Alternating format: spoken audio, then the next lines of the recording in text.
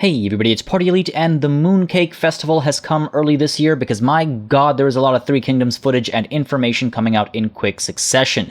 Today we're going to take a look at the latest video, finally showcasing battle gameplay and answering a bunch of questions. I'll link to the full video down below in the description, and we're going to dive right into the analysis and breakdown of everything we're seeing, pointing out all the little details that you may have missed. Remember that this is pre-alpha footage, so it's very early in the development stage. And as always, my apologies for butchered pronunciations. Now, let's dive in. First off, let's get our introduction from CA themselves. Hello and welcome to the first look at Total War Three Kingdoms. Today we're going to be playing through a single battle. It's 199 CE and the events of the Three Kingdoms era are well underway. The tyrant Dong Zhuo is long dead, murdered by his adoptive son Lu Bu. He's one of the greatest warriors of the period, who is now threatening to combine his strength with Yuan Shu and overwhelm all opposition. However, Lu Bu sits in CRP, isolated from his would-be ally. The legendary commander Cao Cao senses an opportunity to strike Lu Bu down before his strength becomes too great. After months of long siege warfare and with the defenders starved of resources, Cao Cao now senses the time is right. Here, behind the walls of CRP, Lu Bu stands in the center, preparing to fight against the approaching march of Cao Cao. Alright, first stopping point when things are still simple, so we can take a look at the UI here. At the bottom left corner, we see what looks like the name of a quest battle or historical battle. This potentially is changed to the battlefield name when fighting a regular battle. A nice touch if that's the case. Below it, we see total unit count and total troop count. The numbers don't match with the cards we see right now, but that's because there are reinforcements being included in these calculations as well. Once the reinforcements arrive, you'll see the numbers all add up. We see, right below that, the fact that seasons and weather are clearly factors, and then we get a nice visual representation here as well.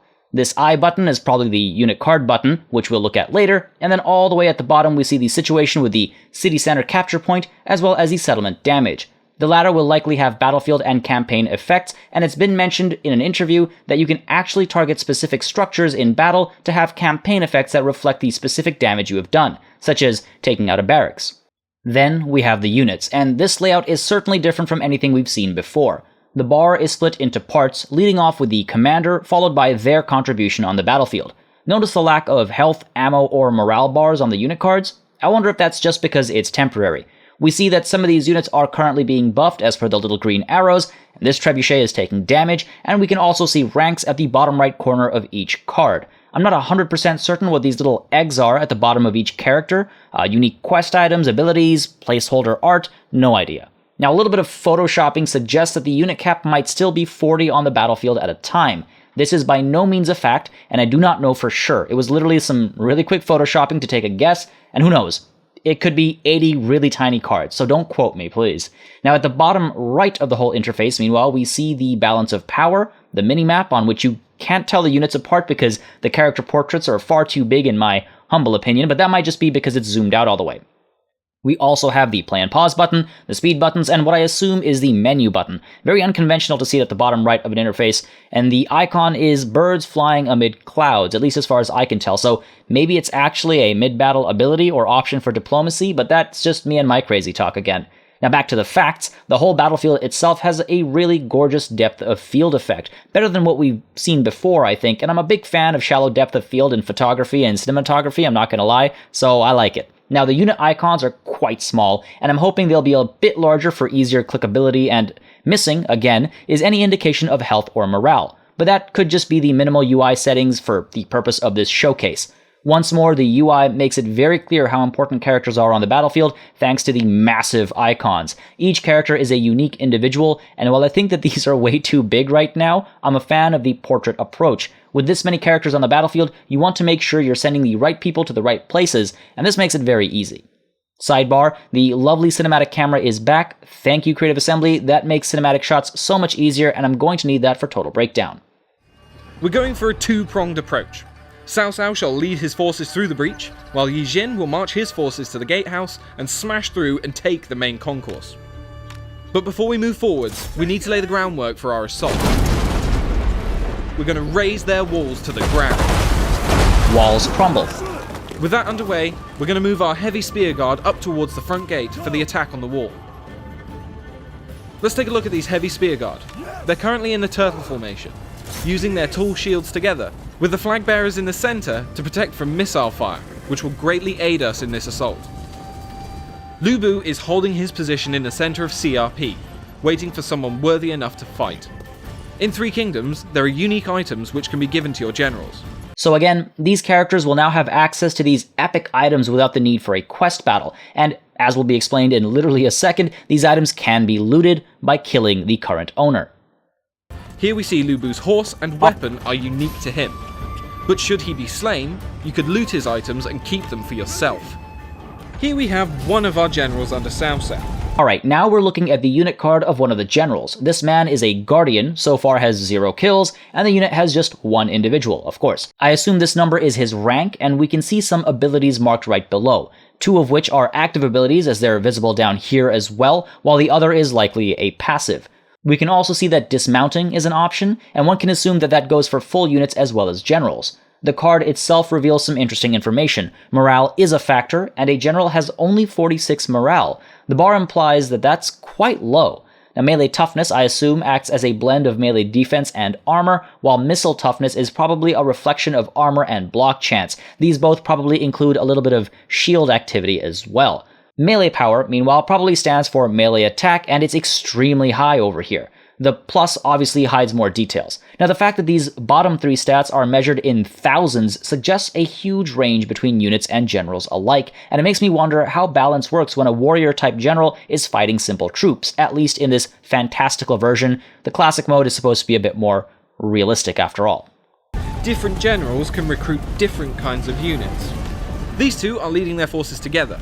Yi Jin is a Guardian-type hero, our combat master who excels in the heart of battle, tanking and soaking up damage. Here we see our first sighting of crossbows, and in the background we can see what looks like the camp of the attackers. Now that's a nice touch if nothing else, and I wonder if those watchtowers in the back act as actual active towers in case the enemy has reinforcements arriving from outside the city. While our strategist is not great in a fight, he is incredibly useful for debuffing enemy units and allows us access to unique formation types.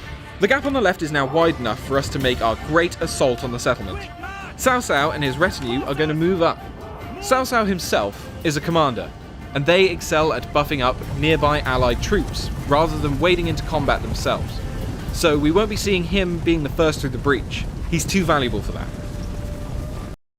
Freezing here, we see that these yellow dragons are classified as light melee infantry, and morale and fatigue are absolutely factors, so don't let the simplified UI at the bottom fool you, I suppose. And freezing over here, we see that it looks like ammo is marked on these pop-up unit cards. I can't imagine it'll be excluded from the bottom UI though. Fire over the walls with their bows, and once they've spent all their ammunition, they will join in on the front line. Another moment over here to see that garrisoned walls can drop boiling oil on attackers, and it's certainly nice to see that back. Let's also take a look at the rest of the field here. We've got a very large city. Full sieges are very clearly back. We also see a few barricades that have been installed by the defenders, and we can see some spots that would be better for cavalry maneuvering, and some parts that would make excellent choke points, and an inner wall as well as the outer one. So we're taking more of a proper historical approach to siege battles. We all thought that would be the case, I think, and now it's been confirmed. Let's move our heavy spears forward to climb the walls. Now is the time to press the attack. Getting the Azure Dragons firing, and now charging. Alright, now we see enemy G infantry and evidence of inspiring abilities. No surprise there. Also, we can see a defensive trebuchet here as well. Is that a settlement upgrade, or is that a unit being posted there? Also, why do these two guys look like twins? And now we see some straight up smack talk going on. As explained in yesterday's video, these conversations will likely reflect the campaign map relationships between these characters. Sometimes they might respect each other despite being on the other sides of the battlefield, and at other times they'll call each other cowards or idiots. Does this have any effect beyond dramatic flair? Doesn't look like it right now. These heavy hitting axe units are a formidable foe for anyone they go up against. They will make very short work of these spears. Pausing now, it's clear that friendly fire is in. You can see this poor man burning, shot in the back by a man who clearly can't aim. The attack animations themselves seem a little goofy and fast, but that's all up for tweaks, of course. Who knows, maybe it's all accurate motion capture, but it feels a little funky in the little bit we saw there. And in this charge, watch this guy get absolutely destroyed, thrown in the air and tossed back. He is not making it into the gymnastics team. That is a terrible landing. Note also that this is an infantry versus infantry engagement, and the man sent flying back was one of those leading the charge. Nice touch as well is the flag bearers actually staying back and not fighting. This will probably have an effect on mechanics as well, I imagine, like DPS and all. Let's check up on the center attack. The settlement is now on fire from the barrage of arrows, and our men are getting over the walls and getting stuck into the enemy. Again, probably placeholder art, but the ropes look a little strange here, and the last hop onto the walls is a little funny too. Nothing that can't be fixed, but the latter certainly might be a tonal thing. A few frames back, we also see what looks like another defensive piece of equipment. Perhaps a settlement upgrade? The settlement is now on fire from the barrage of arrows, and our men are getting over the walls and getting stuck into the enemy. Yes! Sack them!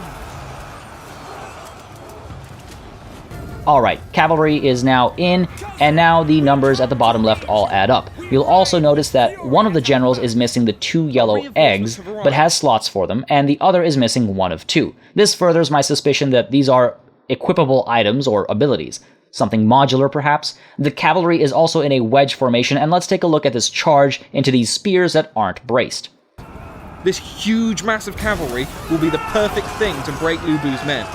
We'll charge them into this spear. Alright, so a little over the top perhaps, but these charges are feeling more in the zone than Thrones of Britannia, and thankfully not as insane as Warhammer. That would seem outrageous in a historical setting. Now, these shouldn't be insane charges, and in fact, this little explosion of men in the back here seems out of place, and probably, again, just because it's pre-alpha, that camera cut happens real fast. I think it's to hide that little accident in the back there. Who knows? And this charge, though, looks good for the most part. It's getting there, at least. It's not perfect, but it's got that right oomph. There's some weird collision stuff going on, and this standard bearer here really doesn't want to be tossed, but again, pre-alpha, let's remember that. Are led by Jehad Dun. He was shot in the eye by an arrow in battle against Lu Bu. He pulled it out, his eye still attached to the arrow, and proceeded to... Alright, stopping over here to see the effects of a duel, the winner's buffs are absolutely massive. The percentage buffs are obviously huge, and the numerical buffs lack context, but one can assume that a plus 100 buff to be quite substantial. The loser also sees some penalties to morale of the individual and the retinue he brings as well. Now, it looks like we had to get within a certain radius before engaging in the duel, and we see the duel has its own balance of power. It also shows fatigue and health, and that updates as the duel goes on, so you can opt to retreat if necessary, but that does count as losing. Now, that dismounting is really cool. I can only dream that this kind of dismounting happens to regular cavalry units as well, but in reality, it's probably only for heroes, and further still, it's probably only for heroes while they're dueling. Clearly going super Hong Kong Kung Fu film here with this romance version of the game at least. Apparently these are all actually motion captured, so that's cool to see, and that actually concludes the footage we see today. Outside of some visual issues here and there that can and probably will be tweaked over the next year of development, things seem to be coming together nicely. The UI does look gorgeous, though I have seen some very minor issues with it with regards to the minimap and the breaking of the frame that looks great visually, but might make for annoying micromanagement when the time comes to click in any of these red zones. We see that the full siege battles are back, we see how duels work, and we see some stats and information we didn't have before. Again, it's really too early to make any judgment calls. We're not seeing the AI at work here. This is clearly a scripted battle, but it is nice to see how the game has come along. I can't wait to see what else comes out of E3. As always, to keep up with Total War news and content, make sure you subscribe to this channel, and if you'd like to see more videos like this one, let me know with a like and a comment down below. Till next time, thank you very much for watching, and cheers.